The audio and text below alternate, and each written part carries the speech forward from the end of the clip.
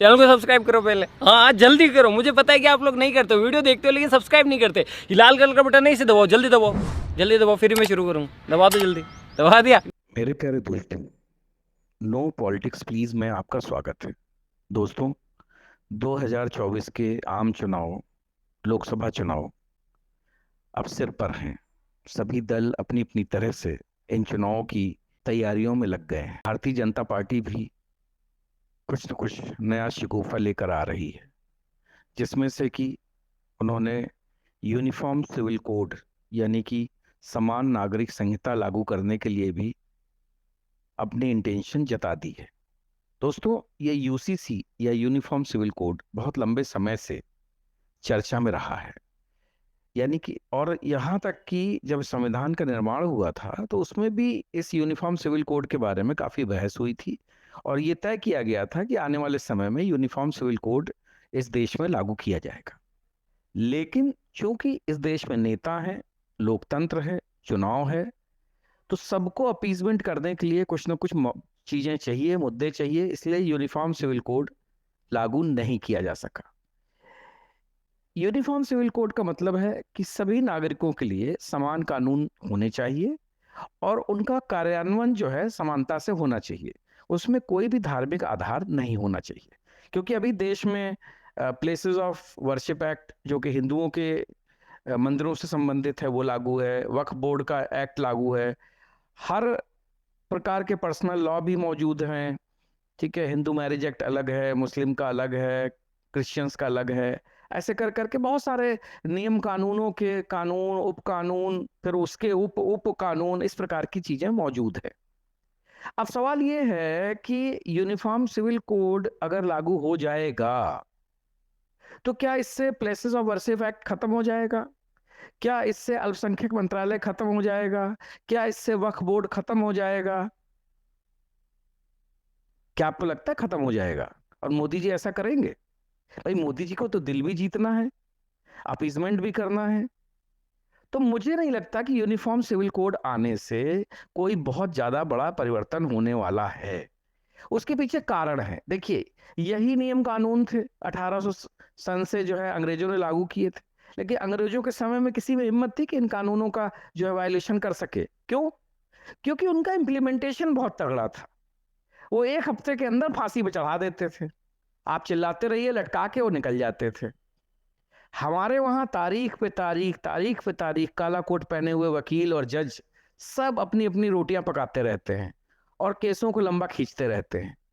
जब तक नियम कानूनों का इम्प्लीमेंटेशन ढंग से तैयार नहीं होगा और जुडिशरी इसके लिए रिस्पॉन्सिबल नहीं बनाई जाएगी, तब तक आप खूब नए नए कानून बना लीजिए, यूनिफॉर्म सिविल कोड ले आइए, मंगल ग्रह से दो चार लोगों को ले आइए, कुछ भी कर लीजिए, कुछ होने वाला नहीं है। क्योंकि जो लोग नियम कानून मानते हैं, ये नियम कानून उन्हीं पे लागू होते हैं। जिनको नियम कानून नहीं मानना है, हिंसा करना है, अपराध करना है, आप उनका कुछ भी उखाड़ नहीं सकते, ना ही ये सरकार उखाड़ सकती है। और याद रखिए, हमारी देश की एक सबसे बड़ी और भी बहुत बड़ी समस्या है, वो है जनसंख्या। हम पूरी विश्व में सबसे ज्यादा जनसंख्या वाले देश बन चुके हैं, और हमारे नेताओं के पास अपीजमेंट के चलते कोई ऐसी योजना नहीं है जिससे जनसंख्या नियंत्रण कानून लागू किया जा सके। और कानून काम नहीं करेगा। नियंत्रण के लिए सिर्फ आयरन हैंड काम करेगा। जिसके दो से ज्यादा बच्चे हैं उसको घर से उठाइए, उसकी नसबंदी कीजिए और जाके वापस घर पे छोड़ के आइए। जितने इलीगल रोहिंग्या, बांग्लादेशी, जिसके बारे में हम रोज शोर मचाते हैं, इनके ऊपर तो इस देश के नियम कानून लागू नहीं है, क्योंकि इलीगल है। इनको पकड़िए, इनकी नसबंदी करिए, इनको छोड़िए कैंप में, देखिए इस देश में कोई वापस लौट के आता है, इन्फिल्ट्रेशन तुरंत के तुरंत रुक जाएगा। लेकिन हमारी सरकार ऐसा नहीं करेगी, क्योंकि मालिकों को वोट भी चाहिए। है, केजरीवाल को तो रोहिंग्या की पूरी बस्ती बसानी है दिल्ली में, उनके लिए आधार कार्ड भी तैयार करना है, वोटर कार्ड भी तैयार करना है, क्योंकि अगले 10 साल तक तो ये वोट देंगे केजरीवाल को। इसके बाद केजरीवाल के लिए ही ये लोग भारी पड़ना शुरू हो जाएंगे, जैसा कांग्रेस के साथ हुआ। कांग्रेस को भी तो पहले एक वर्ग विशेष जो है बहुत वोट किया करता था, लेकिन जब उसको दूसरी जगह से फायदा मिलने लगा तो वो दूसरी तरफ चले गए। अब कांग्रेस उनके लिए छटपटा रही है। तो दोस्तों, ये वोट बैंक की जब तक पॉलिटिक्स जिंदा रहेगी, इस प्रकार के नियम कानून बनाने से कुछ नहीं होने वाला। ये चीज समझ लीजिए। आप यूनिफॉर्म सिविल कोड ले आइए, आप कुछ भी ले आइए, कुछ नहीं होने वाला जब तक कि इस देश में कानून का शासन ना हो, डंडे का शासन ना हो। लोगों को, जो भी दो बच्चों से ज्यादा वाले हैं उन पे कोई रहम न किया जाए, वरना लोग 20-20 बच्चे पैदा करते रहेंगे और सरकार उन्हें राशन खिलाती रहेगी, वो बढ़िया राशन खा के मुस्टंडे बनते रहेंगे, सरकार को गालियां देते रहेंगे, सस्ते इंटरनेट पे जो है अपनी अपनी बातें फैलाते रहेंगे। आप उनका कुछ नहीं बिगाड़ सकते। और इस देश में सबको मालूम है कि आधार कार्ड, राशन कार्ड बनना कितना आसान है। यहाँ हर नेता, यहाँ हर अफसर बिकाऊ है। तो इसका सबसे बड़ा तरीका यही है कि जब तक इस देश में स्ट्रिक्टली जनसंख्या नियंत्रण कानून लागू नहीं होगा, यहां कुछ नहीं हो सकता। आप खूब सारे नए नए नियम कानून बनाते चलिए, वो वकील रोज किसी न किसी पचड़े में उनको उलझाते रहेंगे। हड़ताल, धरना, प्रदर्शन यहाँ चलता रहेगा। किसान आंदोलन से लेके सारे आंदोलन चलते रहेंगे। हर टुच्चा मुच्चा लुच्चा सरकार को आंखें दिखाता रहेगा और सरकार जो है दिल जीतने के प्रयत्न में उन सबकी आंखें देखती रहेगी। लाल किले पे खालिस्तानी झंडा फहराया जाते रहेंगे और इस देश का कुछ नहीं हो सकता, यही कह के हर आदमी निकल लेगा। तो दोस्तों, सरकार से मांग करिए कि ये यूनिफॉर्म सिविल कोड बनाए चाहे ना बनाए, लेकिन जो नियम कानून हैं उनके सख्त इंप्लीमेंटेशन का भी कुछ व्यवस्था करे, वरना जज साहब तारीख पे तारीख देंगे, वकील साहब तारीख पे तारीख लेंगे और यही चलता रहेगा। इस देश का कोई भला होने वाला नहीं है। जिसने अपराध किया है उसके लिए 90 दिन चार्जशीट फाइल करने के लिए नहीं चाहिए, मात्र 12 घंटे चाहिए। जो अपराध किया है तुरंत के तुरंत उस अपराध की चार्जशीट आप फाइल करिए, विवेचना करके जो सामने है उसकी विवेचना कीजिए, सब कुछ ऑटोमेटिक सिस्टम बनाइए और इसके बाद उसको 1 हफ्ते के अंदर फांसी में लटकाइए। देखिए कोई अपराध करके दिखा दे। अरब देशों में क्यों नहीं अपराध होते हैं?